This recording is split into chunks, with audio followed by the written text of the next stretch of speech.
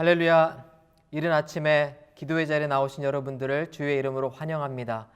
코로나로 어려운 상황 속에서 두렵고 또 마음에 여러 가지 염려가 가득할 수 있지만 오늘 주신 말씀을 통해 소망을 얻고 또 위로 가운데 약속의 말씀을 더 굳게 의지할 수 있는 저와 여러분 되기를 주의 이름으로 축원드립니다.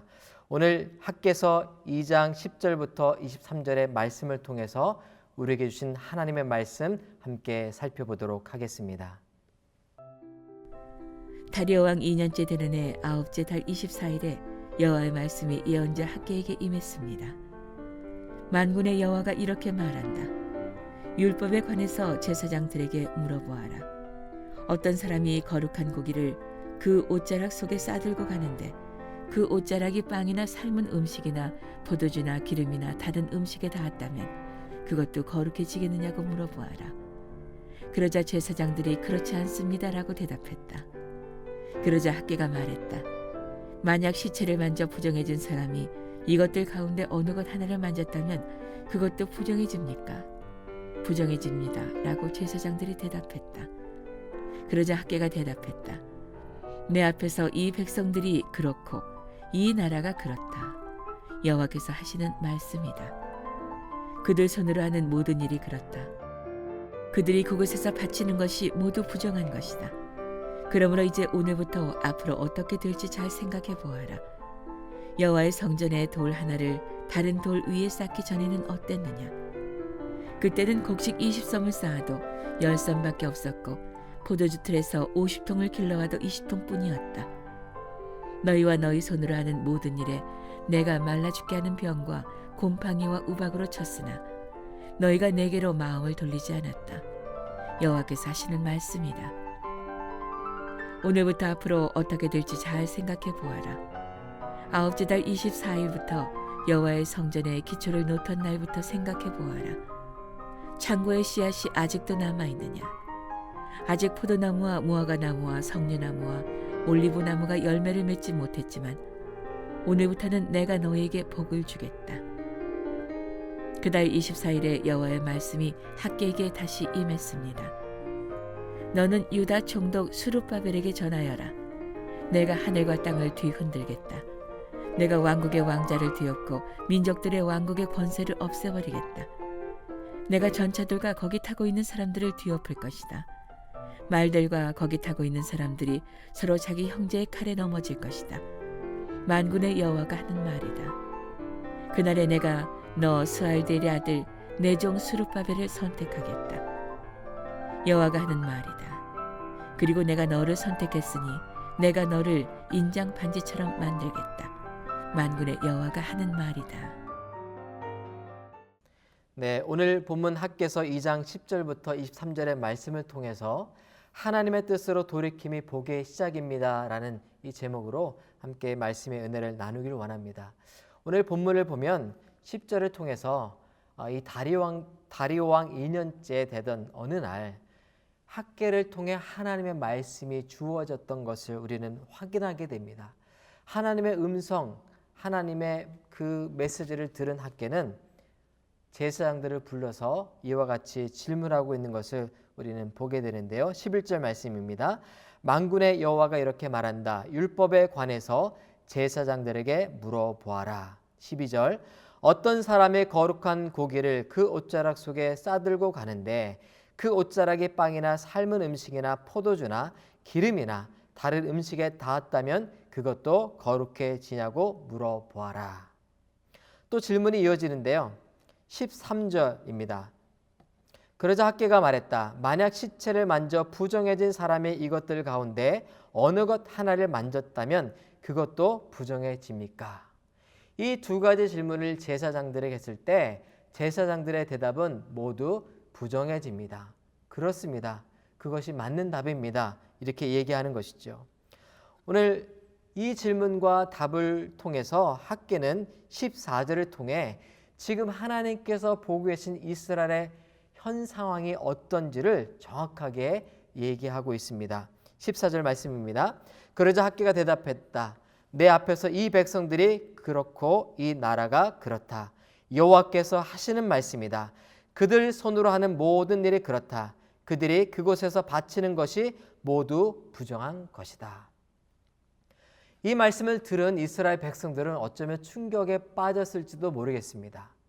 고생해서 포로로 잡혀갔던 이스라엘 백성들이 예루살렘에 돌아와서 자기네들의 집을 짓고 삶의 터전을 일고 가는데도 참 어려운 시기였습니다. 그럼에도 불구하고 하나님의 전을 새롭게 건축하는 일에 헌신하고 있었기 때문에 이와 같은 하나님의 말씀, 너희가 부정하다는 이 말씀이 충격으로 다가왔을 수도 있겠다 싶습니다.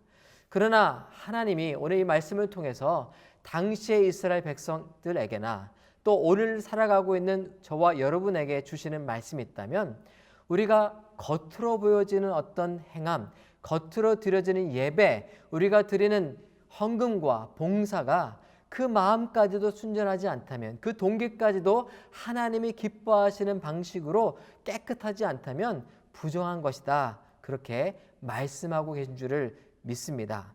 하나님의 임재가 가시적으로 드러나는 그런 마음의 변화, 삶의 변화가 없는 예배와 기도와 모든 섬김은 부정한 것이다. 나를 기쁘게 하는 것이 아니다라고 말씀해 주고 계신 것입니다.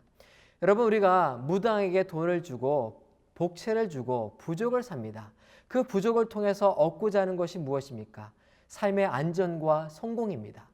만약 하나님을 기쁘시게 하기 위한, 하나님을 사랑하는 그 마음의 중심으로부터 성전을 짓고 또 우리의 삶의 시간과 물질을 구별해 하나님께 드리지 않는다면 우리가 드리는 그 모든 것이 사실은 실상 우리가 원하는 어떤 사심에서부터 비롯된 것이라면 무당하게 드려진 부족과 크게 다르지 않을 것입니다. 오늘 하나님께서는 이스라엘 백성들의 현 상황, 현재의 문제를 정확하게 꼬집어 주십니다. 그것은 그들로 하여금 내가 갖고 있는 문제가 무엇인지를 정확히 깨달아 알고 돌이켜 하나님 앞에 회개하며 나오도록 하기 위함입니다. 우리 16절과 17절 말씀 한번 같이 읽겠습니다. 그때는 곡식 20섬을 쌓아도 10섬밖에 없었고 포도틀에서 50통을 길어와도 20통 뿐이었다. 너희와 너희 손으로 하는 모든 일에 내가 말라 죽게 하는 병과 곰팡이와 우박으로 쳤으나 너희가 내게로 마음을 돌리지 않았다. 여호와께서 하시는 말씀이다. 너의 마음의 생각과 동기가 부정하기 때문에, 순전하지 않기 때문에 너희가 도모하는 모든 일에 열매가 없었던 것 너희가 보지 않았니? 너희가 기억하지 않니? 그것을 주목하여 생각해 보라는 것입니다. 오늘 18절 말씀에도 오늘부터 앞으로 어떻게 될지를 잘 생각해 보아라. 또 그 다음 문장에도 생각해 보아라. 이런 생각해 보아라는 말씀이 오늘 본문을 통해 반복해서 등장하고 있습니다. 그러나 여러분, 문제를 알아야 그 문제에 대한 정확한 답을 찾아갈 수 있습니다. 질문이 올바르고 똑바라야 좋은 답을 얻을 수가 있는 것처럼 우리의 삶의 문제를 깨닫지 않고서는 회개라는 것은 존재하지 않습니다. 가능하지 않습니다.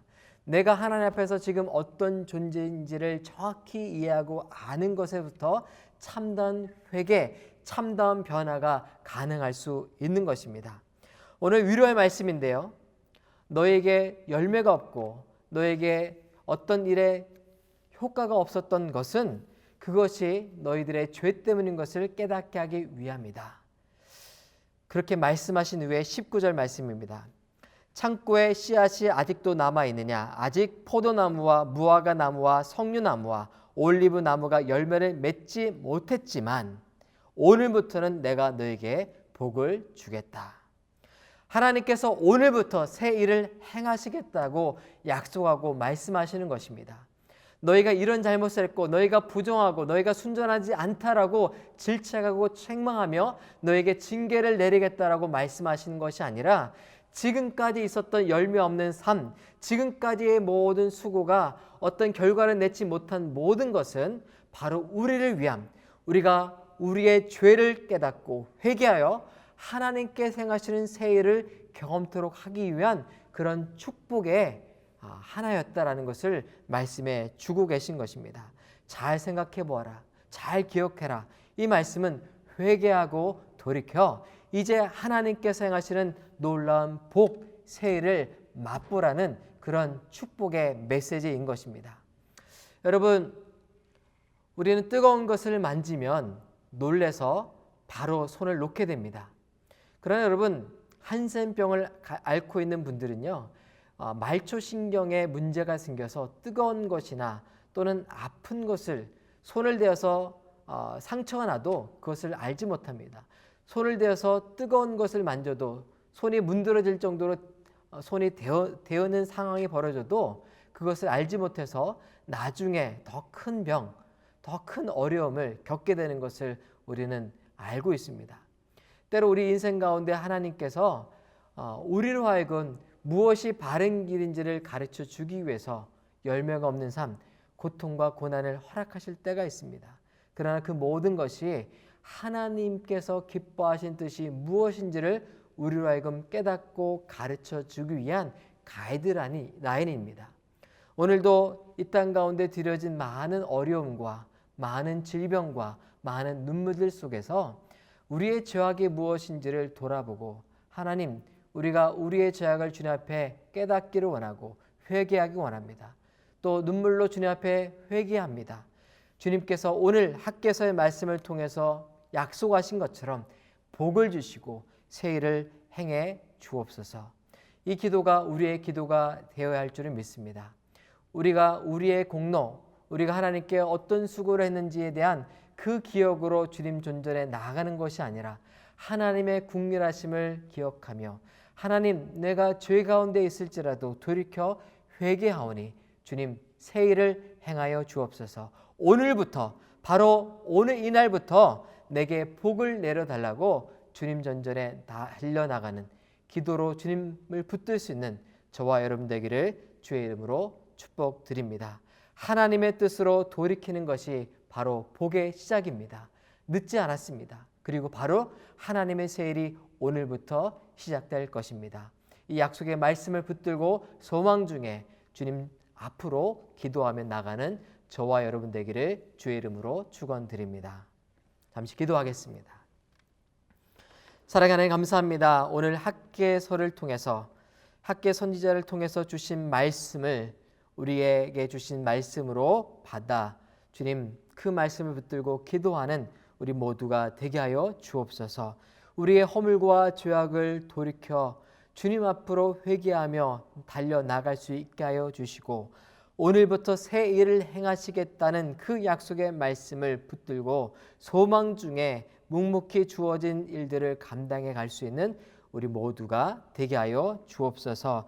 혹 우리가 실수하고 범죄하여 우리의 마음의 생각과 동기가 깨끗이 못하여서 참으로 주님의 기쁨이 되는 삶을 살지 못했다면 하나님 다시 시작하기를 원합니다. 시작할 수 있는 믿음을 허락해 주시고 용기를 허락해 주시고 주님 우리의 마음을 새롭게 하시고 순전케 하시는 성령의 새바람이 우리 각자의 삶과 마음 가운데 불게 하여 주옵소서. 주님께서 오늘도 세일 행해 주실 것을 간절히 구하옵고 예수 그리스도 이름으로 기도드립니다. 아멘.